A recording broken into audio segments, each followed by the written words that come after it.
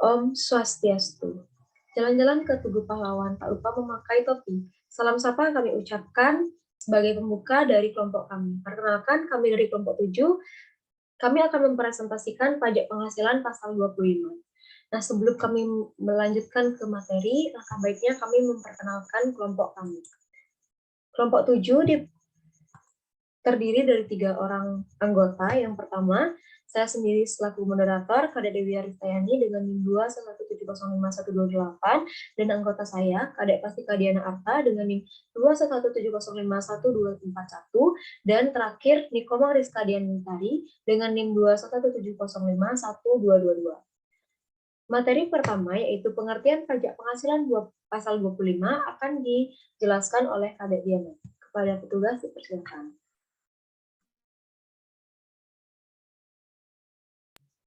Baik, pengertian pajak penghasilan pasal 25. Yang pertama, seperti yang diketahui, wajib pajak orang pribadi atau badan usaha yang diharuskan untuk membayar pajak yang terutang adalah dan harus dilunasi dalam jangka waktu 1 tahun.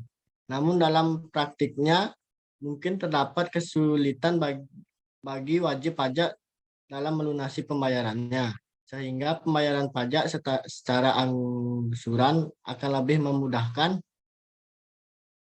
Pembayaran pajak penghasilan secara angsuran ini adalah pengertian dari PPh pasal 25 yang memang tujuannya ingin meringankan beban wajib pajak sehingga tetap dapat memenuhi kewajibannya. Yang kedua, adapun ketentuan dalam PPh pasal 25 adalah wajib pajak yang memiliki kegiatan usaha akan membayar angsuran pajak penghasilan setiap bulannya. Batas waktu pembayaran PPh pasal 25 adalah paling lambat tanggal 15 bulan berikutnya dari masa pajak yang akan dibayarkan. Apabila ada keterlambatan dalam penyetoran pelaporan PPh pasal 25, terdapat sanksi yang berlaku, yaitu dikenakan bunga sebesar 2% per bulan dari tanggal jatuh tempo sehingga tanggal pembayarannya. Next.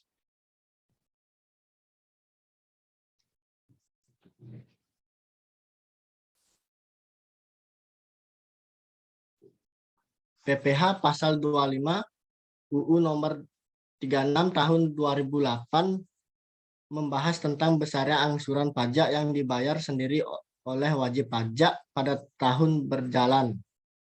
Yang kedua, besarnya angsuran PPh PS 25 pada tahun berjalan sama dengan PPh yang terutang menurut SPT tahunan PPh tahun pajak yang lalu dikurangi dengan PPh yang telah dipotong atau dipungut pihak lain. PPh PS 21, PPh PS 22, dan PPh PS 23, dan PPh yang terutang atau dibayar di luar negeri yang boleh dikreditkan PPh PS 24 kemudian dibagi 12 atau banyaknya bulan pada tahun pajak. Next. Yang tiga, ada kategori pajak penghasilan pasal 25. Yang pertama, wajib pajak orang pribadi. Yang kedua, wajib pajak orang pribadi pengusaha tertentu atau WP OPPT adalah wajib pajak yang melakukan kegiatan usaha baik secara grosir atau eceran, penjualan barang ataupun jasa di satu atau lebih tempat usaha. Adapun ketentuan tarif PPh pasal 25 bagi WP OPPT adalah 0,75% omset bulan setiap masing-masing tempat usaha. Yang ketiga, wajib pajak orang asli orang pribadi selain pengusaha tertentu atau WP OPSPT adalah wajib pajak berstatus pekerja bebas ataupun karyawan yang tidak memiliki usaha sendiri. Adapun ketentuan perhitungan penghasilan pajak PKP atau tarif PPh 17 ayat 1 huruf A Undang-Undang Pajak Penghasilan 12. Next. Ada yang keempat, ada tarif PPh 25. Tarif PPh 17 ayat 1 huruf A Undang-Undang Pajak Penghasilan sendiri adalah sebagai berikut. Yang pertama, penghasilan sampai 50 per tahun sama dengan 5%. Yang kedua, penghasilan 50 kurang 250 per tahun sama dengan 15%. Yang ketiga, penghasilan 250 dikurang 500 per tahun sama dengan 25%. Penghasilan di atas 500 per tahun sama dengan 30%.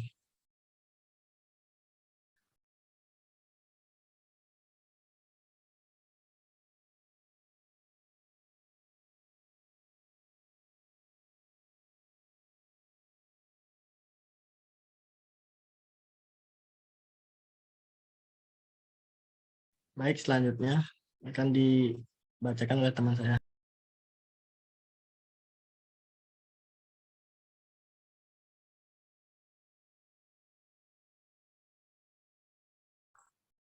Baik, terima kasih. Kemudian akan dilanjutkan oleh saya sendiri, yaitu wajib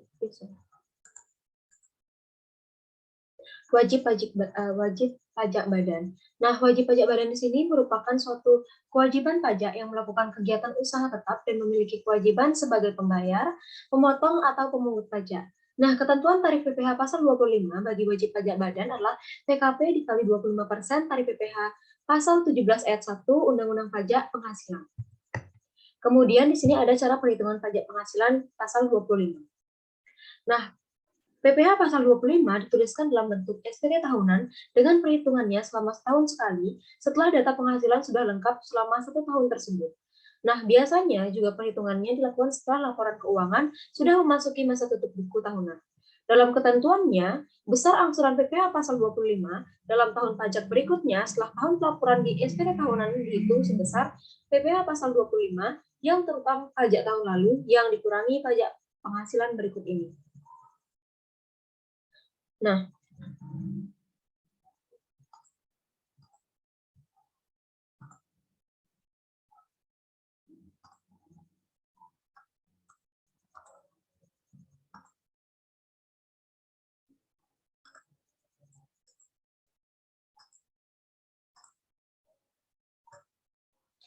PPh pasal 21 sesuai tarif pasal 17 ayat 1 bagi pemilik NPWP dan tambahan sebesar 20% bagi yang tidak memiliki NPWP. Pasal PPh pasal 23, 15% berdasarkan dividen, bunga, royalti, dan hadiah beserta 2% berdasarkan sewa dan penghasilan lain serta imbalan dan jasa. PPh pasal 22 yaitu pungutan sebesar 100% bagi yang tidak memiliki NPWP. Kemudian ada PPh pasal 24, yaitu pajak penghasilan yang dibayar atau terutang di luar negeri dan tidak boleh dikreditkan. Di sini ada perhitungan secara umum. Jadi, perhitungan secara umum PPh pasal 25 adalah pada prinsipnya, besaran angsuran PPh pasal 25 dalam tahunan berjalan sesuai dengan didasarkan pada SPT tahunan tahun lalu, yaitu jumlah pajak terutang tahun lalu dikurangi jumlah PPh dipotong dan dipungut pihak lain dibagi 12 atau dibagi jumlah bulan perolehan dari penghasilan. Maka itu akan mendapatkan dasar pengenaan PPh pasal 25. Kemudian angsuran PPh tahun berjalan yaitu dasar pengenaan PPh pasal 25 dibagi 12 atau bagian tahun pajak. Kemudian angsuran PPh pasal 25 pada bulan-bulan sebelum batas akhir penyampaian SPT tahunan PPh. Nah, berdasarkan ketentuan ini, besarnya angsuran pajak untuk bulan-bulan sebelum SPT tahunan PPh disampaikan sebelum batas waktu penyampaian SPT tahunan adalah sama dengan angsuran pajak untuk bulan terakhir dari pajak tahun lalu. Seperti yang sudah ada di slide ini, yaitu Januari dan Februari, kemudian Januari, Februari, Maret. Nah, tersebut merupakan angsuran PPh pasal 25 sama dengan angsuran bulan terakhir tahun lalu. Kemudian diterbitkannya surat pajak tetapan pajak pada tahun berjalan Undang-Undang tahun pajak yang lalu. Besaran angsuran PPh pasal 25 sama dengan jumlah yang tertera pada SKP tersebut, dimulai pada bulan berikutnya. Kemudian, slide berikutnya adalah wajib pajak berhak atas kompensasi rugi. Besaran angsuran PPh pasal 25 sama dengan PPh yang dihitung atas dasar perhitungan PPh dikurangi dengan PPh yang dipotong atau dipungut atau juga terutang di luar negeri yang boleh dikreditkan sesuai dengan ketentuan pasal 21, pasal 22, pasal 23, dan pasal 24. Undang-Undang PPh kemudian dibagi 12 atau banyaknya bulan dalam bagian tahun pajak. Nah, kemudian perhitungan PPh terutang dengan memperhitungkan sisa rugi yang boleh dikompensasikan. Yang kelima adalah penghasilan tidak teratur.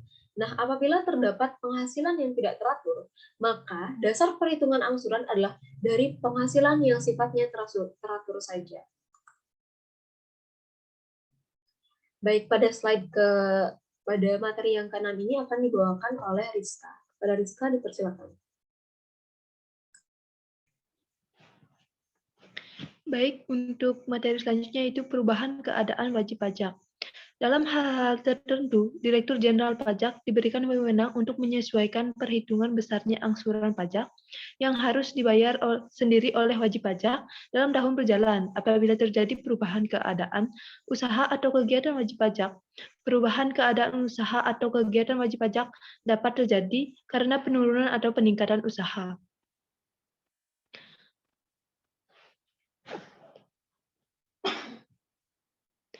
Kemudian, wajib pajak baru.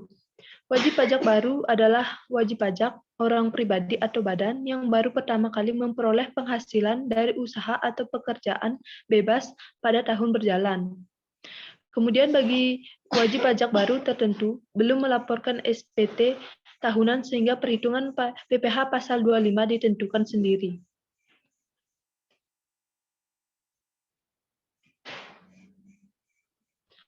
Selanjutnya ada wajib pajak bank dan serbaguna usaha dengan hak opsi.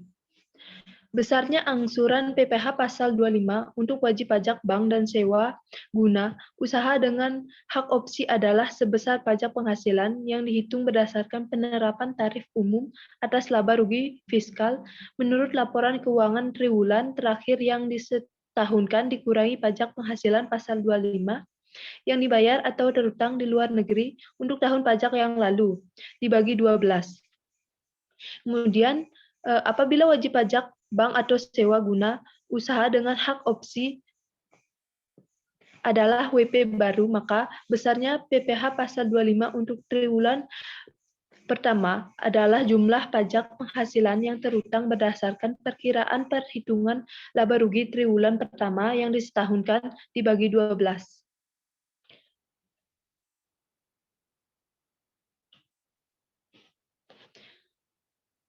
Wajib pajak BUMN atau BUMD. Besarnya angsuran PPh pasal 25 untuk BUMN atau BUMD, kecuali bank dan sewa guna usaha dengan hak opsi, adalah sebesar pajak penghasilan yang dihitung berdasarkan penerapan tarif umum atas laba rugi fiskal menurut rencana kerja dan anggaran pendapatan atau RKAP tahun pajak yang bersangkutan yang telah disahkan rapat umum pemegang saham, dikurangi dengan pemotongan dan pemungutan PPh pasal 22, pasal 23, serta pasal 24 dibagi 12. Apabila RKAP belum disahkan, maka besarnya angsuran pajak penghasilan pasal 25 untuk bulan-bulan sebelum pengesahan adalah sama dengan angsuran pajak PPh pasal 25 bulan terakhir tahun pajak sebelumnya. Kemudian wajib pajak masuk bursa dan WP lainnya. Besarnya angsuran PPh pasal 25 untuk wajib pajak masuk bursa dan wajib pajak lainnya yang berdasarkan ketentuan diharuskan membuat laporan keuangan berkala adalah sebesar PPh yang dihitung berdasarkan penerapan tarif umum atas laba rugi fiskal menurut laporan keuangan berkala terakhir yang disetahunkan dikurangi dengan pemotongan dan pemungutan pajak penghasilan pasal 22 dan pasal 23 serta pasal 24 yang dibayar atau terutang di luar negeri untuk tahun pajak yang lalu dibagi 12.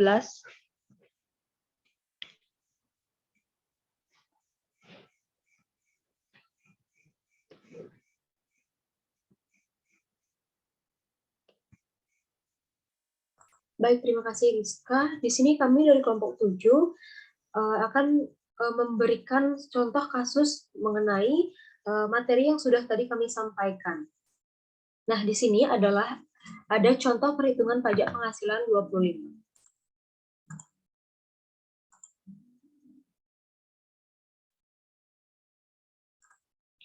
Nah, PT Langit Biru bergerak di bidang produksi makanan, di mana penjualannya dimasukkan ke banyak supermarket atau toko besar. Tidak hanya itu, perusahaan ini juga melakukan ekspor ke luar negeri seperti Thailand dan juga Korea. Misalnya, pada data pajak, angsuran PPh 25 yang sudah dibayarkan adalah sebesar 168 miliar 982.456.000. Dan jumlah penghasilan PT Langit Merah dalam setahun lebih dari 550 miliar. Maka perhitungannya menggunakan tarif 25%. Adapun laba rugi sebelum pajaknya adalah sebesar 937 miliar 688 juta ribu rupiah. Kemudian cara menjawabnya di sini adalah yang pertama dilakukan adalah menghitung tarif. Menghitung tarif dengan mengalihkan laba rugi dikalikan dengan persentase tarif persenannya, kemudian mendapatkan hasil. Kemudian yang kedua, tahap kedua adalah menghitung PPh pasal 29-nya dengan menghitungkan hasil dari tarif perkalian dengan persentase tadi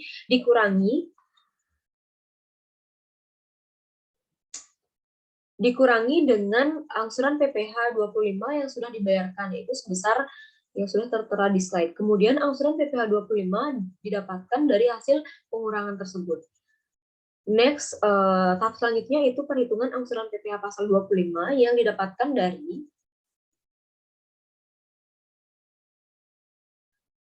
besaran dari PPh pasal 29 dibagi 12 bulan, yaitu lama jangka waktunya 12 bulan, dapatkan hasil 19 miliar 535 juta 166.067 rupiah.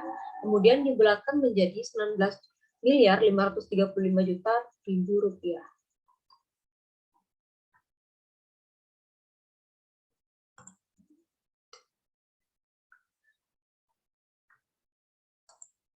Jadi sekian materi yang dapat kami sampaikan.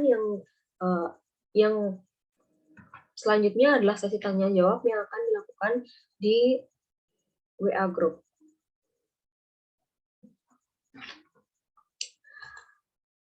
Akhir kata kami ucapkan terima kasih. Pasangan istri namanya suami, saling sayang dan kolaboratif. Cukup sekian presentasi dari kami, semoga mendapat kesan yang positif.